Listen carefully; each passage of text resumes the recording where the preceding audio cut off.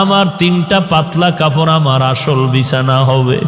ওই অন্ধকার কবর 3.5 হাত মাটির ঘর হবে। ওই কবরে যাওয়ার পরে সাথী নাই, বাতি নাই। আল্লাহ পাকের 2 জন ফেরেশতা প্রশ্ন করার জন্য আসবে। আসার পরে 1 নাম্বার প্রশ্ন, রবের পরিচয় দাও। 2 নাম্বার প্রশ্ন হবে তুমি ধর্মের পরিচয় দাও। 3 নাম্বার প্রশ্ন হবে তুমি রহমাতুল লিল আলামিনের পরিচয় দাও। যদি আল্লাহর শুকর জবাব দিতে পারি তাহলে আমি তখন তোমাকে বলতে পারবো আমি আব্দুল কাদের জিলানী ভালো, তুই কুকুর বড় খারাপ। আর যদি ওই প্রশ্নের জবাব দিতে না পারি তখন আমার কবর হয়ে যাবে জাহান্নামের আগুন। 1টা নয়, 2টা নয়, 70 থেকে 99টা সাপ কবর ভরে যাবে। 2 পার্শ্বের মাটির চাপ। তখন আমি জবাব দিয়া বলতে পারবো কুকুর তুই ভালো, আমি মানুষেও ভালো হতে পারলাম না, কারণ আমার কবরের মধ্যে আগুন জ্বলে, আমার আযাব হচ্ছে, তোর কোনো আযাব নাই। আমি কবরে যাওয়ার আগে তোকে জবাব দিতে। জিলানী ডাক দিয়া কয়, ও দুনিয়ার মানুষ, মরণের আগে কবরে গিয়া নাজাত না পাওয়ার আগ পর্যন্ত নিজেকে ভালো মনে করার উপায় নাই। আমারে মাওলানা না বললে মনে কষ্ট পাই, আমারে আন্তর্জাতিক মুফাসসির না বললে কষ্ট পাই, আমাকে হাজী সাহেব না বললে কষ্ট পাই, আমাকে খতিব সাহেব না বললে বড় কষ্ট পাই। আমি প্রিন্সিপাল, আমি মুফতি সাহেব, আমি মুহাদ্দিস, এটা দাবি করে কত গর্ববোধ করি, কত অহংকার। কিন্তু কবরে গিয়া যদি নাজাত না পাই, আমার মাওলানাগিরি মুফতিগিরি টাইটেলে আমার কোনো কাজ আসবে না।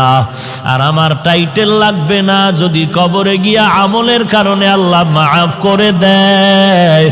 আমি মাওলানা হওয়ারও দরকার নাই, মুফাসসির মুহাদ্দিস হওয়ারও দরকার নাই। আমার মতো ভালো জমিনে দুনিয়ায় আর কেউ হতে পারবে না। এরে নবীর উম্মতের দল, দিল্লি শাহী জামে মসজিদের মধ্যে খতিব হলেন শাহ ওলিউল্লাহ মুহাদ্দিসে দেহলভী রহমাতুল্লাহ আলাই। জুমার নামাজের খুতবায় যখন দাঁড়ায়, রুমাল দিয়া চেহারাটা ঢাকিয়া দাঁড়ায়। একজন দাঁড়ায় বলে, হযরত আপনি চেহারা ঢাকিয়া খুতবা পড়েন, কারণটা কি? আল্লাহর ওলি বলে, বাবা আগামী জুমায় তুমি জবাব নিতে আসবা। আগামী জুমায় যখন আসলো বলে, আমার কাছে দাঁড়াও। আল্লাহর ওলি শাহ ওলিউল্লাহ মুহাদ্দিস তার রুমালটা ওই প্রশ্নকারীর মাথায় দিলেন। প্রশ্নকারী একটা চিৎকার দিয়া বেহুশ হয়ে জমিনে পড়ে গেল। হুশে আসার পরে বলে, বাবা রুমালটা মাথায় দেওয়ার কারণে তুমি চিৎকার দিলা কেন?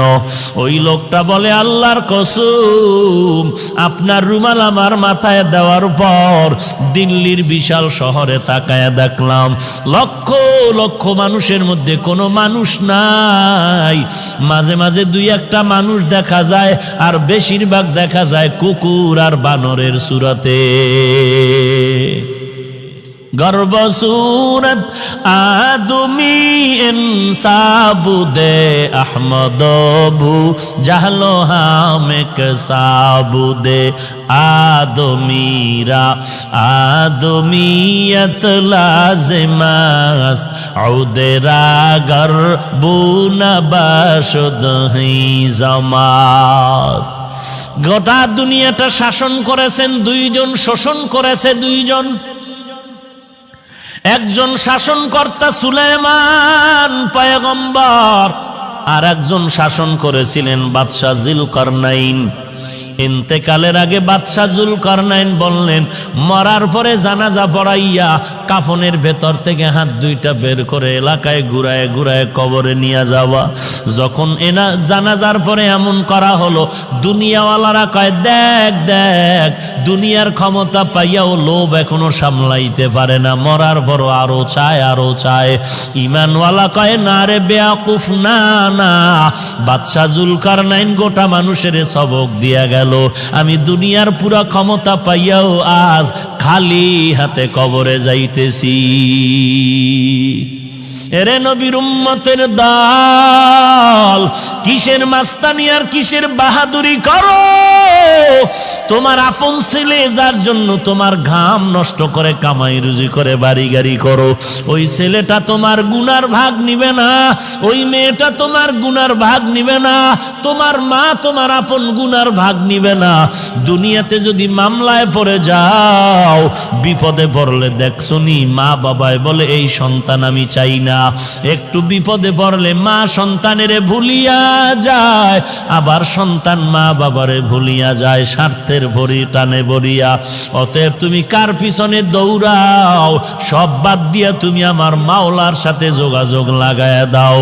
আল্লাহকে ডাক দিয়া বলো, হে মালিক, দুনিয়াতে এই 70 বছর 60 বছর 40 বছর হায়াতে আমার প্রত্যেকটা সেকেন্ড আমি আমার দুনিয়ার লাইনে ব্যয় করলাম, বন্ধুর লাইনে ব্যয় করলাম, আমার খেলার মাঠের বন্ধুর পিছনে আড্ডা দিয়া সময় নষ্ট করলাম, লেখাপড়ার মাঠে আমার ছাত্র ভাই বোনের পেছনে সময় দিলাম, কর্মজীবনে আবার আমি টাকার পেছনে সময় দিলাম, আজান কানে আসছে মসজিদে যাই নাই, আলেম ওলামার মাইকির বয়ান আসছে বয়ানে যাই নাই, আল্লাহ ওয়ালারা ডাকছে আসো, মুয়াজ্জিন ডাকছে আসো, যাই নাই। ও আল্লাহ, সব জিন্দেগি বরবাদ করে ফেললাম। চোখ দুইটা বন্ধ করে তাকায় দেখি আমার আমল নামায় ভালো একটা নেক আমল নাই। ওরে বান্দা, আল্লাহ যদি জিজ্ঞাসা করে এমন একটা ওসিলা পেশ করো। আইয়ুব নবী এত বিছানায় অসুস্থ, সবাই পোকা পড়ার কারণে দুর্গন্ধে এলাকা ছাড়িয়া সবাই চলে যায়। আইয়ুব নবী এখন কাঁদতেছে, আল্লাহ সবাই আমারে ছাড়িয়া যায়, তুমি আমারে ছাড়িয়া দিও না রে আল্লাহ। এই কান্নার মধ্যে তাকায় দেখে অনেক বিবি তার ছিল, কয়েকজন বিবি আইসা বলে আমাদের তালাক দেন, আমরাও চলে যাব। আইয়ুব নবী কান্না করে বলে, বিবিরা যাও যাও, আমার জন্য আমার আল্লাহ হলেন যথেষ্ট। এইবার আইয়ুব নবী ভাঙ্গা দিল নিয়ে কান্না করে বলে, ও মালিক, আমার আদরের আপন বিবিরা পর্যন্ত আমাকে ছাড়িয়া সবাই চলিয়া যাইতেছে, তুমি আমাকে ফালাইয়া দিও না, মেহেরবানি করে তুমি আমাকে কবুল করিয়া নিও। হঠাৎ আইয়ুব নবী তাকায় দেখে পায়ের কিনারায় একমাত্র বিবি রহমা বয়া বয়া কান্না করে। আইয়ুব নবী ইশারা করে বলে, বিবি সবাই গেল, তুমি কেন যাও না? ইউসুফ নবীর কন্যা রহিমা, কিন্তু আসল নাম রহমা, তুমি যাও। বলে, না না, আমাকে যেতে বলবেন না পয়গম্বর। কারণটা কি? বলে, আমি আপনার খেদমতে আমার জীবনটা কাটায় দিতে চাই। কারণ কি? বলে, হাসরের ময়দান তো বড় কঠিন, একটা নেকের টানে মা বাবায় জাহান্নামে যাবে, ছেলে মেয়েরা জান্নাতে যাবে, একটা নেকের ব্যবধানে অনেক সময় ছাত্র জান্নাতে যাবে, ওস্তাদরা জাহান্নামে যাবে, একটা নেকের টানে বক্তা জাহান্নামে যাবে, শ্রোতারা জান্নাতে যাবে, একটা নেকের ব্যবধানে ইমাম সাহেব জাহান্নামে যাবে, মুক্তাদিরা জান্নাতে যাবে, একটা নেকের ব্যবধানে দেখা যাবে পীর সাহেব জাহান্নামে যায়, মুরিদেরা আমল করিয়া জান্নাতে যায়।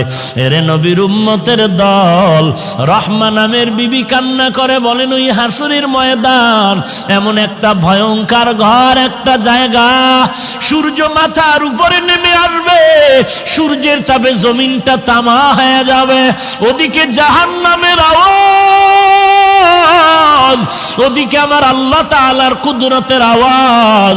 ওয়ামতাজুল ইয়াউমা আইয়ুহাল মুজরিমুন,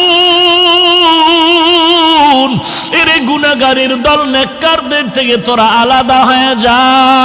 জাহান্নাম চিৎকার দিয়ে বলবে, রে মালিক, গুনাহগারগুলো সব আমার পেটের মধ্যে দিয়া দাও রে আল্লাহ। সূর্যের তাপে মানুষের গুনাহগারের মাথার মগজগুলো টাস টাস করে ফেটে যাবে, পায়খানার রাস্তা দিয়া পেটের নারী বুড়িগুলো পড়িয়া যাইবে। এমন কান্নার আওয়াজ, জাহান্নামের আওয়াজে হাসরের ময়দানটা থরথর করে কাঁপা শুরু হয়ে যাবে। ওরে নবীরা পর্যন্ত কান্নার আওয়াজ, শুধুমাত্র তোমার আমার নবী সিজদায় পড়ে কাঁদবেন, আল্লাহ জাহান্নামে ফিরাও, আমার একটা উম্মত যেন জাহান্নামে না যায়, আমার একটা উম্মত জাহান্নামে গেলে আমি নবী জান্নাতে যাব না। আল্লাহ বলবেন, নবী আপনি কাঁদবেন না, আপনি চিনিয়া চিনিয়া বাছাই করে করে আপনার উম্মতের জান্নাতে নেওয়ার চেষ্টা করেন। এরে নবীর উম্মতের দল, আমার নবী উম্মতের কেমনে চিনবেন? আম্মা জান আয়েশা রাদিয়াল্লাহু আনহা বলেন, কোটি কোটি মানুষের মধ্যে উম্মতের চিনবেন কি করে? আল্লাহর নবী বলেন, হে আয়েশা, বড় গাভীর পাল, গরুর পাল, বকরির পাল, ওই বকরির পালের মধ্যে যদি কোনো বকরির কপালে চাঁদের সাদা চিহ্ন থাকে, এটা চিনা কেমন কঠিন? বলে অনেক সহজ। বলে হাসরের কোটি কোটি মানুষের মধ্যে আমার যারা আসল উম্মত, ওযু বানাইয়া 5 বেলার নামাজ পড়বে, আমি নবী তাকায় দেখব ওযুর অঙ্গগুলো তাদের নূরের আলোতে ঝলমল ঝলমল করতে থাকবে। আমি নবী বাছাই করে করে জান্নাতের ময়দানে নিয়ে যাব। রহিমা কান্না করে বলে, পয়গম্বর, হাসরের দিন যদি আল্লাহ আমি রহিমাকে ডাকিয়া বলে, এমন কোন আমল নিয়ে আসছো নাকি যাতে করে তোমাকে মাফ করে দিব? ওই দিন যদি আমার কোনো আমল না পাই, আমি আল্লাহর কাছে দাঁড়ায় বলবো, হে মালিক, আমি একজন তোমার আদরের নবীর স্ত্রী, তুমি আমাকে উসিলায় মাফ করে দাও। আমার আল্লাহ নবীর মোহাব্বতে আমি রহিমাকেও মাফ করে দিতে পারেন।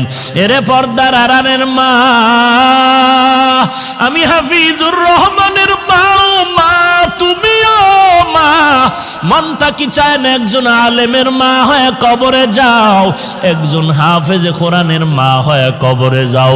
তুমি মরার পরে তোমার সন্তান জানাজা পড়াবে, তুমি মরার পরে তোমার সন্তান কবরে গিয়া কোরআন পড়ে দোয়া করবে।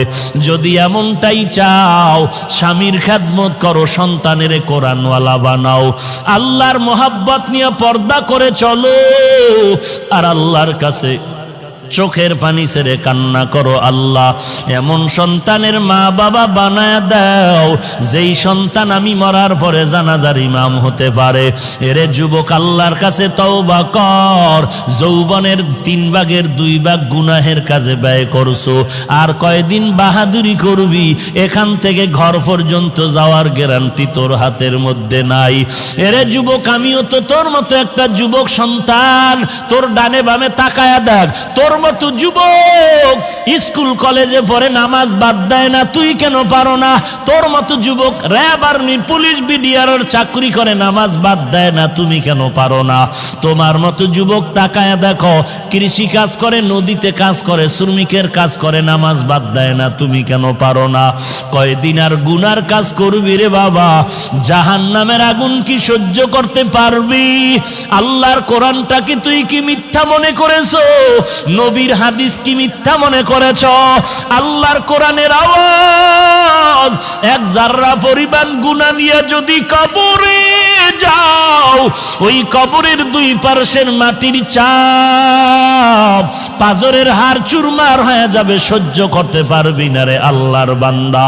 তওবা কর, আল্লাহর কাছে কান্না কর, ও আল্লাহ জীবনে আর কোনোদিন নামাজ ছাড়বো না, বেপরদায় চলবো না, আর কোনোদিন মা বাবার সাথে বেয়াদবি করব না, আলেম ওলামাদের সাথে বেয়াদবি করব না, আর কোনোদিন দেশের বিরুদ্ধে জাতির বিরুদ্ধে ষড়যন্ত্র করব না।